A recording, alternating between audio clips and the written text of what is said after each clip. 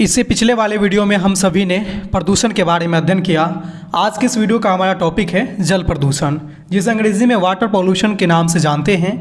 तो आज के इस वीडियो के माध्यम से आप सभी लोग जानेंगे कि जल प्रदूषण क्या है, जल प्रदूषण का अर्थ एवं इसकी परिभाषा क्या हो सकते हैं, साथ ही साथ जल प्रदूषण होने के कौन कौन से प्रमुख कारक हैं और जल प्रदूषण को हम लोग कैसे रोक सकते हैं, यानी जल प्रदूषण का रोकथाम हम कैसे कर सकते हैं। यानी कि आज के इस वीडियो के माध्यम से आप सभी लोग जल प्रदूषण से जुड़े सारे पॉइंट्स को अच्छे से कवर करने वाले हैं। चाहे आपके एग्ज़ाम में किसी भी तरह से प्रश्न पूछा जाए या फिर आपको जल प्रदूषण पर कभी निबंध लिखने को कहा जाए तो यह वीडियो आपके लिए बहुत महत्वपूर्ण है। तो स्वागत है एक बार फिर से आप सभी का अपने यूट्यूब चैनल आर स्टडी पे। इस यूट्यूब चैनल के इस वीडियो के माध्यम से आज हम सभी लोग जल प्रदूषण के बारे में जानने का प्रयास करते हैं। जल प्रदूषण क्या होता है? सबसे पहले जो चीज़ बनती है इस टॉपिक से वो ये है कि जल प्रदूषण आखिर होता क्या है।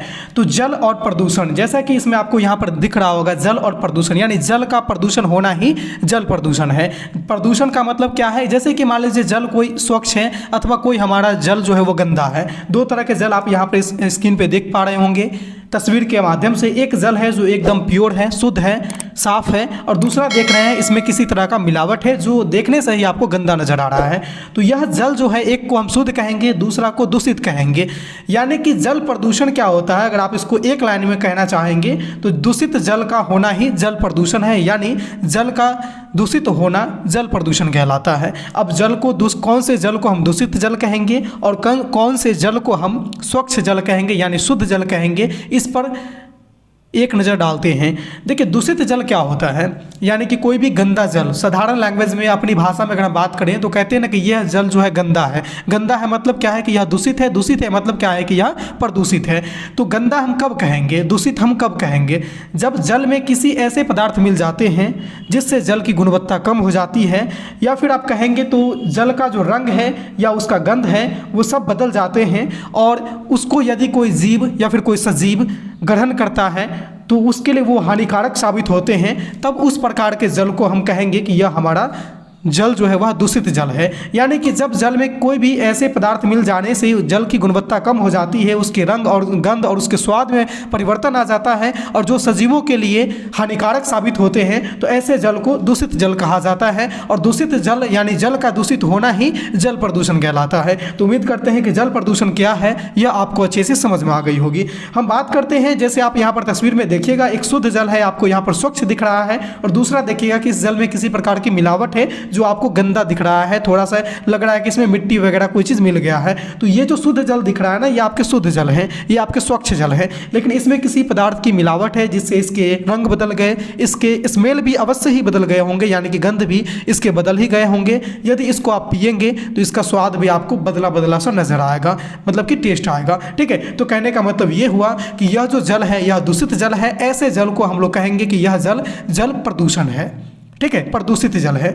आगे चलिए हम लोग बात करते हैं कि जल को दूषित करने वाला जो भी पदार्थ होता है उसको जल प्रदूषक कहा जाता है। कई बार सीटेट के एग्जाम में या फिर अन्य कई एग्जामों में एक नंबर में आपको ये प्रश्न देखने को मिला है कि जल प्रदूषक, प्रदूषण नहीं है ये प्रदूषक है, गौर कीजिएगा, क है लास्ट में।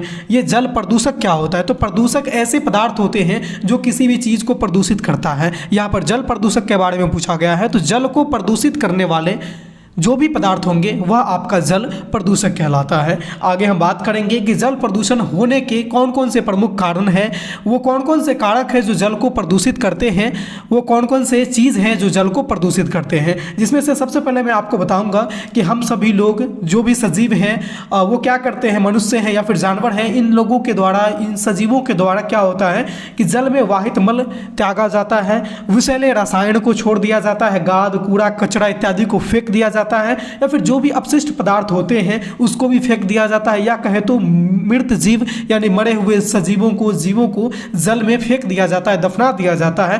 तो इन सारे चीज़ों को जब जल में मिलाया जाता है जिससे हमारा जल प्रदूषित हो जाता है। यानी जल प्रदूषण का एक प्रमुख कारण हमारा यह भी है कि वाहित मल को जल में फेंकना, विषैले रसायन को जल में फेंकना, कूड़ा कचरा अपशिष्ट पदार्थ या फिर मृत जीव को जल में फेंकना, ये हमारे जल प्रदूषण का कारण बनता है। ये आपका पहला यहाँ पर एक कारण था। इसी तरह के अन्य महत्वपूर्ण कारक की ओर बात करेंगे तो जो हमने यहाँ पर वाहित मल जो जल में फेंका, इससे जो हमारा जल प्रदूषित होता है, इस प्रकार के जल में आपको जीवाणु, वायरस, कवक तथा अन्य परजीवी पाए जाते हैं, जिससे हैजा, मियादी बुखार और पीलिया जैसे अन्य रोग फैलने के चांसेस बढ़ जाते हैं। तो इसीलिए जल प्रदूषण से आपको अगर एग्जाम में आते हैं कि कौन कौन से बीमारी बनते हैं, तो आप वहाँ पर 3 बीमारी का नाम अवश्य ही लिख देंगे, जिसमें से एक आएगा आपका हैजा, मियादी बुखार और पीलिया। ठीक है, ये तीनों बीमारी जो है या प्रदूषित जल के सेवन के फलस्वरूप ही फैलते हैं। आगे चले हम लोग बात करते हैं जल प्रदूषण के अन्य और कौन कौन से कारण हो सकते हैं। कृषि में प्रयोग लाए जाने वाले किसानों के द्वारा अनेकों प्रकार के कीटनाशक, रासायनिक उर्वरक इत्यादि का इस्तेमाल किया जाता है। जब किसान किसी भी फसल में इस तरह के रासायनिक उर्वरक का इस्तेमाल करते हैं, कीटनाशकों का इस्तेमाल करते हैं, तो यह रसायन भूमि में रिस कर भौम जल को दूषित करता है, जिससे हमारा भौम जल प्रदूषित हो जाता है। तो यह भी जल प्रदूषण का एक प्रमुख कारण है। गर्म जल भी एक प्रदूषक है। प्रदूषक कहने का मतलब ये है कि जो जल को दूषित करता है। गर्म जल यानी कि जब हम जल को गर्म करते हैं या फिर किसी भी कल कारखाने से निकलने वाले जो जल होते हैं, वो अक्सर प्रायः देखेंगे वो आपका गर्म ही रहता है।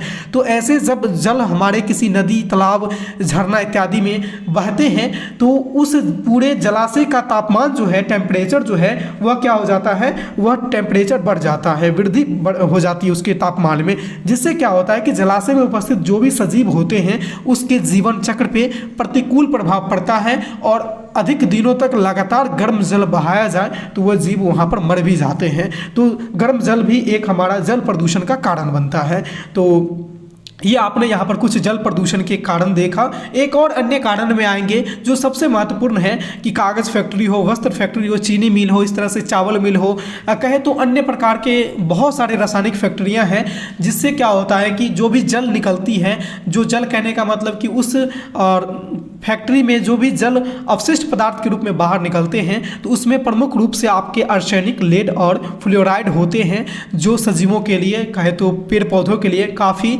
हानिकारक होते हैं। वो जीव, पेड़ पौधे, सजीव इत्यादि में अविष्टता उत्पन्न करते हैं। तो इस तरह के जब जल डायरेक्ट आपके नदी, तालाब, झरना, पोखर इत्यादि में डाला जाता है, तो उससे भी हमारा जल प्रदूषित होता है। तो ये आपके कुछ प्रमुख कारक थे जल प्रदूषण के। चलिए इसको एक शॉर्टकट नज़र में फिर से देख लेते हैं कि जल प्रदूषण के कौन कौन से प्रमुख कारक हैं। आपको अगर निबंध लिखना है तो आपको इतने डीप में नहीं लिखना है, आप वहां पर सीधा पॉइंट को मेंशन कर देंगे। तो निष्कर्ष की ओर चलते हैं कि जल प्रदूषण के कौन कौन से मेन निष्कर्ष निकलेंगे। तो आपका पहला आ जाएगा घरेलू बहिस्राव, यानी कि घर के कामकाज में जो इस्तेमाल किए जाने वाले जो गंदे जल होते हैं उसको डायरेक्ट आप नदी तालाब में फेंकते हैं, उससे जल प्रदूषण होता है। वाहित मल, जो भी मल है उसको आप डायरेक्ट जल में फेंक देते हैं, किसी भी जलाशय में फेंकते हैं, वहाँ से जल प्रदूषित होता है। कृषि बहिस्राव, जैसे कि उर्वरकों का उपयोग करते हैं, कीटनाशकों का उपयोग करते हैं, इससे हमारा भवन जल जो है वह प्रदूषित होता है। उद्योगों में जो जल निकलते हैं अपशिष्ट पदार्थ के रूप में, इससे भी हमारा जल प्रदूषित होता है। इत्यादि आपके अनेकों कारक हैं, जैसे तापीय प्रदूषण, जिससे जलाशय का टेम्परेचर बढ़ जाता है, जिससे वहाँ पर जितने भी सारे सजीव रहते हैं सबको उसके जीवन चक्र पे प्रतिकूल प्रभाव देखने को मिलता है। तो ये आपके जल प्रदूषण के कुछ महत्वपूर्ण कारक थे। आगे चले हम लोग बात करते हैं कि जल प्रदूषण को कैसे रोका जाए, इसके रोकने का कौन कौन से प्रमुख उपाय हो सकते हैं। तो सबसे पहले चीज़ कि जो नदी तालाब में आप मलमूत्र त्यागते हैं या फिर जो भी गंदगी फैलाते हैं, साबुन लगा कर नहाते हैं या फिर कूड़ा कचरा जो भी चीज़ फेंकते हैं, मरे हुए जीवों को नदी तालाब में आप फेंक देते हैं, इसको फेंकना बंद कीजिए, इस पर प्रतिबंध लगाया जाए, जिससे हमारा जल प्रदूषण होने से बच जाएगा। साथ ही साथ जितने सारे अपशिष्ट पदार्थ होते हैं जिसको नदी और तालाब में बहाया जाता है, उसको बहाने पर रोक लगाया जाए, प्रतिबंध लगाया जाए। इससे भी हमारा जल प्रदूषण को कंट्रोल किया जा सकता है। और साथ ही साथ आप देखेंगे कि कल कारखाने से बहुत ज़्यादा जल प्रदूषण होता है, तो उससे निकलने वाले जितने अपशिष्ट पदार्थ होते हैं उसको नदी और तालाब में फेंकने पर प्रतिबंध लगाया जाए। इससे हमारा जल प्रदूषण काफ़ी मायने में कम हो सकता है। तो उम्मीद करते हैं कि यह जो आपका छोटा सा टॉपिक था जल प्रदूषण, आपने आज की इस वीडियो के माध्यम से जाना जल प्रदूषण क्या है, इसके अर्थ परिभाषा को जाना, इसको रोकने का कारण को जाना, कैसे फैलता है आप इसको भी जाने। उम्मीद करते हैं कि यह टॉपिक आपके लिए अच्छे से समझ में आ गई होगी, आपके लिए उपयोगी भी रहेगी। आने वाले एग्जाम में यह आपके लिए काफ़ी मददगार भी साबित होंगे। तो यह वीडियो कैसी लगी, अच्छी लगी या फिर समझ में नहीं आई, आप हमें कमेंट के माध्यम से अपना कीमती फीडबैक जरूर दीजिएगा, देना नहीं भूलेंगे।